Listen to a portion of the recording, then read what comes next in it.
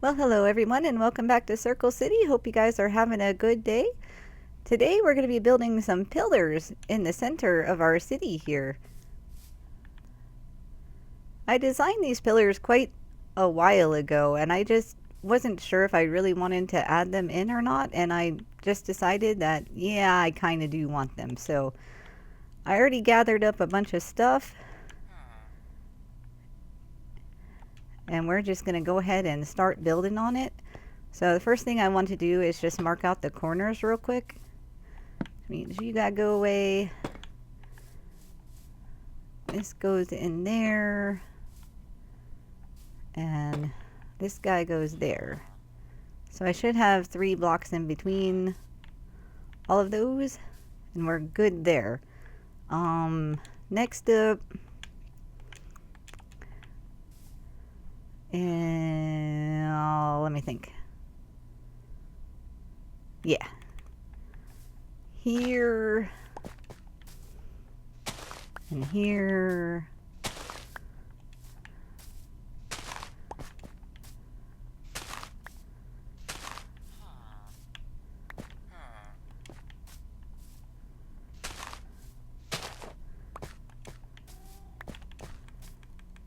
I'm just going to throw some deep slate tiles into there. This part of the base. I missed one. One more. There we go. And then just gonna put these down here real quick so I don't have to worry about it later.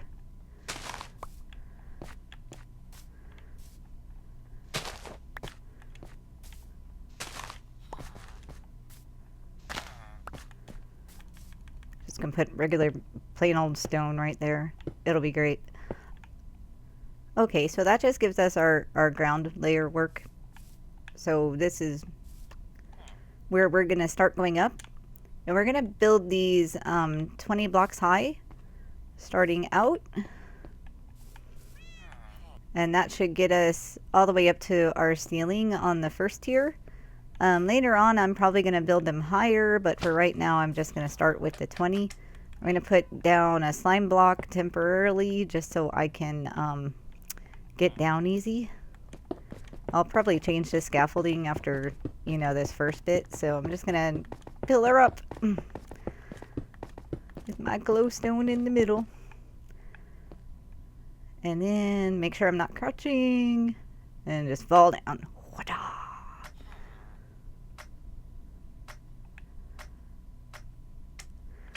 That's such a great way to get down without having to worry about, you know, putting scaffolding up yet. Alright, so next up, do I want to switch to scaffolding at this point? Yeah, I'm just going to slime block it. So next up, we're just going to go around the glowstone with some iron bars. I should probably be here for this to make sure that I can, you know, keep getting up.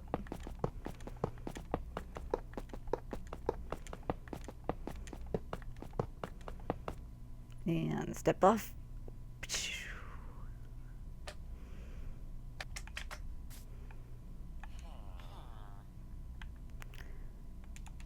Move my slime block to this side.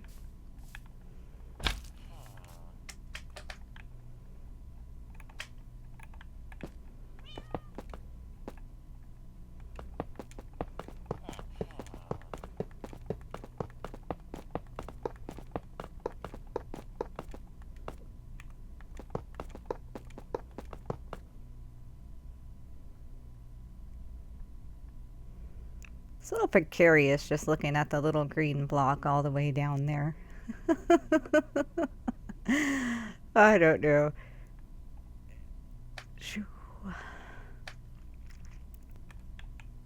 But the funny thing is using the slime block is how I built a Bonium castle in my stone mine world. Because at the time there was no bamboo and no scaffolding, and I didn't want to just, you know, use water all over the place to catch myself. So slime blocks came in quite handy back then.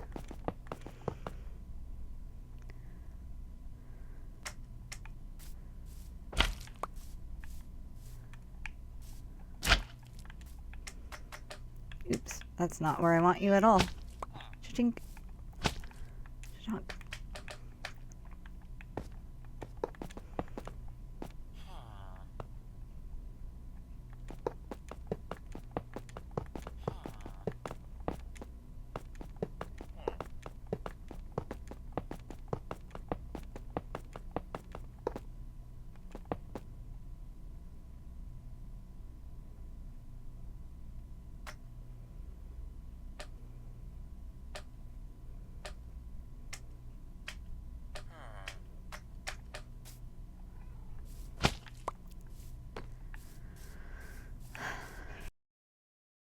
Okay, so that's all the iron bars in. So next we're just gonna move on to the wool.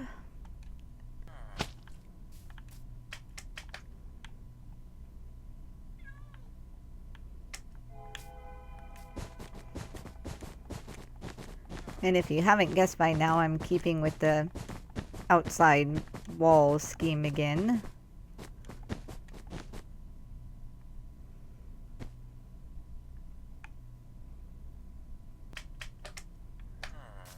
Okay, that one's a little bit scarier because if I miss and I hit that block, I'm going to take some fall damage. So I have to be careful not to do that.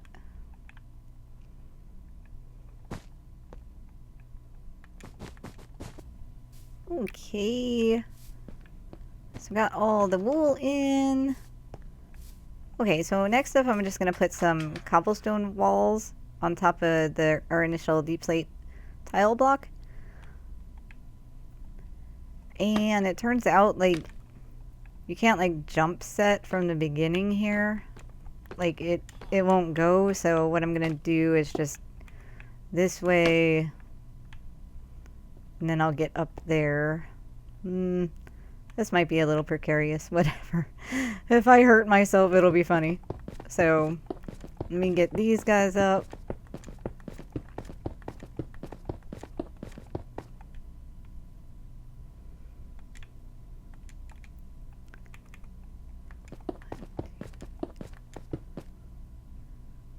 And try not to hit the scaffolding.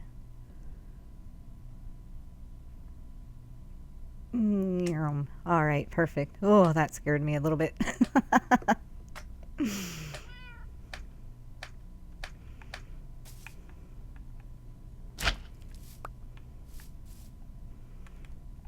Doing...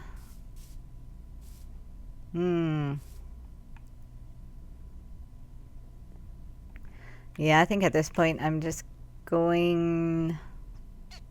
I don't want to do this. Yeah, so at this point I think it is going to just be faster just to use the scaffolding, so I'm going to go ahead and throw that in. A couple more.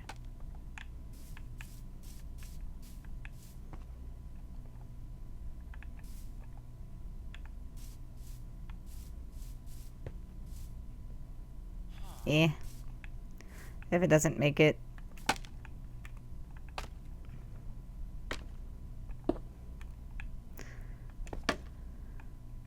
Can add more when I get up there.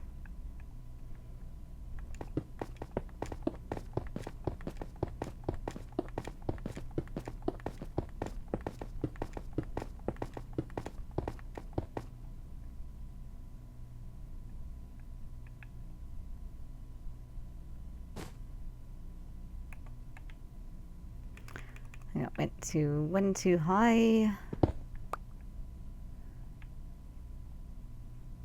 Also went one too high on this guy.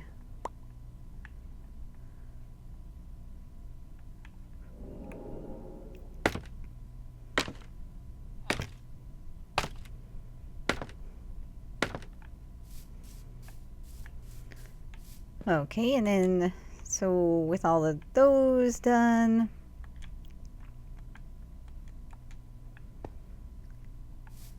the last thing we need to add is some deep slate walls for the rest of it. Ugh. Please? Please?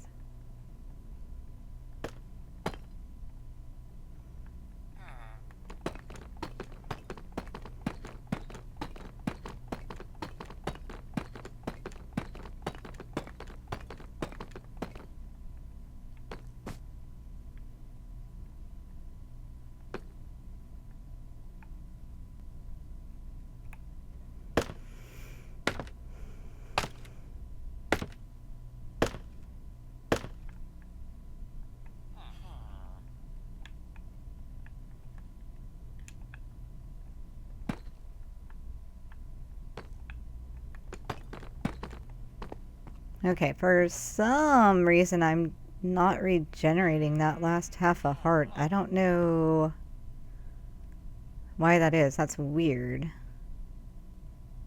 I mean, I'm totally filled up on full, but that's just like not regenerating. So hopefully that's just like a temporary glitch.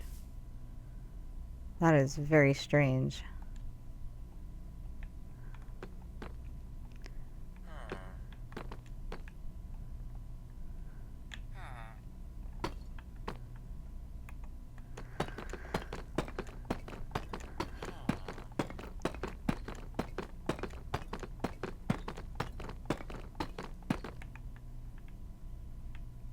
Hmm.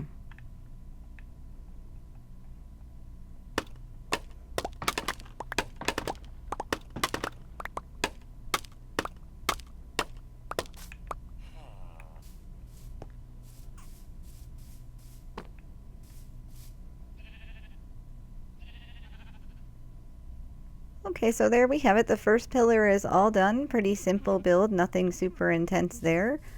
I am worried about that little half a heart. I'm gonna go sleep real quick. I just don't, that's really bothering me that that's not regenerating.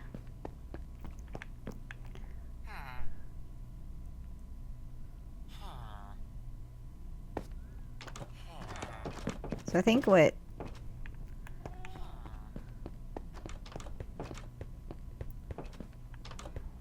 I'm gonna try to do is just hurt myself a little bit more.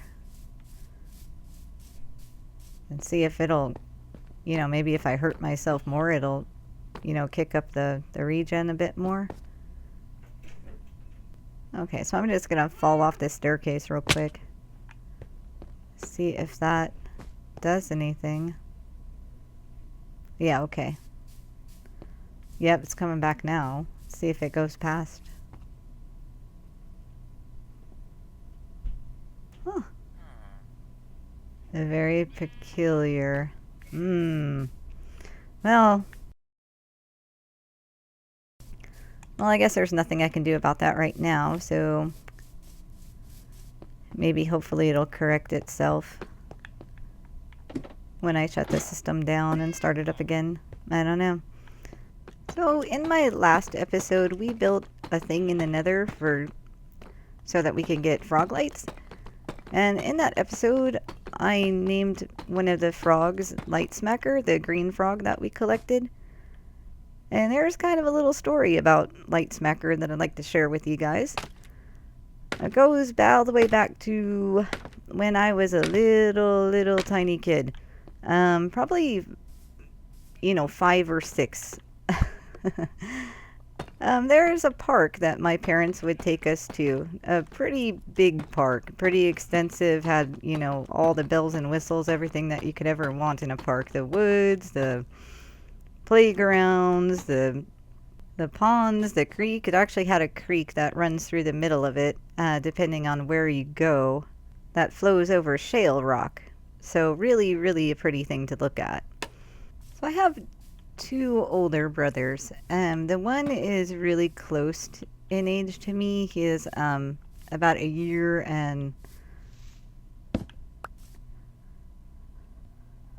9 months older than me. The other brother is like 5 years older than me, so a big difference there. But oh, I knew I misplaced that. But they had gotten into the stage of, you know, collecting anything wild that they saw. So going to the park was quite an adventure for them. So while I was like, you know, playing in the dirt or looking for unicorns in the woods or whatever I was doing at the time, my brothers were at the pond collecting all these frogs. And the one time we went, they probably collected, I don't know, probably about half a dozen or so frogs. And in this particular adventure, they were allowed to bring them home for, I don't know, I guess my parents were feeling generous that day. But my brother had caught a frog that was just a little bit different from all the other frogs. And the fact that he's a little bit lighter in color. So all the frogs that he collected were kind of like this dark green, except for this frog was like a lighter colored frog. When he brought him home, he kept him in kind of like a plastic kind of container bin or something that he put underneath their deck. You know, it had some water in it, had some rocks in it, you know, basic stuff. And the middle brother and I were, you know, messing around with him, pulled him out, and we're looking at him and watching him, picking him up, and all sorts of whatever. So the lighter colored frog turned out to be like the most entertaining frog to watch, because he would always like get up on top of the rocks and just like jump off and like splash into like right on his belly, like every time, just jump off the rock, land into the water, slam his belly into the water, just belly flopping the whole time, man. It was just so funny to watch this frog do its thing. And my brother and I would just watch it and just laugh and laugh and laugh, and you know, good times, you know. And so when he said, "Oh, we need to name this frog," because we didn't generally like name any of the frogs. And so I, with all of my, you know, 5-year-old wisdom, decided that we should name him Lightsmacker. And my brother thought that that was a fine idea. So we ended up naming that frog Lightsmacker. And we would go out every day, you know, to check on the frogs and see how they were doing and watch him, you know, jump off his rocks and smack his belly into the water. But one day we went out to play with the frogs, and I decided that I was going to pick up Lightsmacker, you know, which I did. You know, I didn't have any qualms about, like, picking up the frogs. Only this time, I picked him up, and he managed to wriggle out of my hands. So I still remember what it looked like, and he just went, like, flying out of my hands, even though I was trying really hard to hold on to him. And he didn't land in the water. He landed on the concrete beside our deck, which we had like some gravel and stuff there too. And when he hit, he kind of flipped over, and I could see that he cut himself on the underside of his belly. And I just felt awful. I felt awful for one thing that he got away from me, and then I felt awful again because he hurt himself. You know, and my brother was, you know, freaking out, just like, oh my gosh, you know. And he picked him back up and put him back in the water and said, you know, probably told me not to pick him up again. And I was like, no, I won't, you know, and I felt terrible. And so the next day, my brother was already outside by the time I had made it. And he just came up to me and said, Lightsmacker died. And I felt really bad because, like, I knew that it was my fault because I had picked him up and I had dropped him. And I just felt really sad, and he had already taken him and probably buried him somewhere. I never knew what they did with, you know, all the frogs or other animals that they collected. The nice factor is that my brother didn't really give me a whole lot of grief about it. He just kind of let me know, and then we were kind of sad for a few. And then, of course, we got over it, because when you're a kid, you can just do that so easy.